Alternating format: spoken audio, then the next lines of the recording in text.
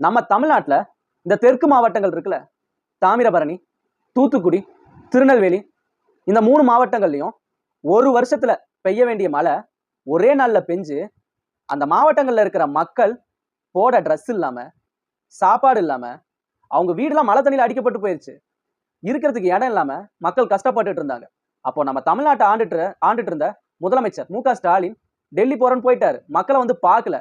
ஆனா எடப்பாடி பழனிசாமி அண்ணன் விஷயம் தெரிஞ்ச அடுத்த செகண்டே தூத்துக்குடிக்கு போய் தூத்துக்குடி இருக்கிற மக்கள்கிட்ட என்ன பிரச்சனை அப்படின்னு கேட்டு அந்த மக்களுக்கு பிரச்சனையெல்லாம் சால்வ் பண்ணி கொடுக்குறாரு. அந்த பிரச்சனையெல்லாம் ஃபுல்லா தீர்த்து வைக்கிறாரு. இந்த திமுக ஆட்சி வந்ததுக்கு அப்புறம் நம்ம தமிழ்நாடே சுடுகாடா மாறி இருக்கு. நம்ம தமிழ்நாட்டுல போதைப் பொருள் மாநிலமாவே தமிழ்நாடு மாறி இருக்கு.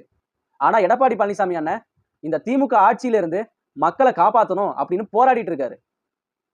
இதெல்லாம் யாரு சொல்றான்னு பாத்தீங்கன்னா சிவசாமி வேலுமணி. இந்த போட்டோல வராரு பாத்தீங்களா, இவர் தான் இதை பத்தி பேசியிருக்காரு.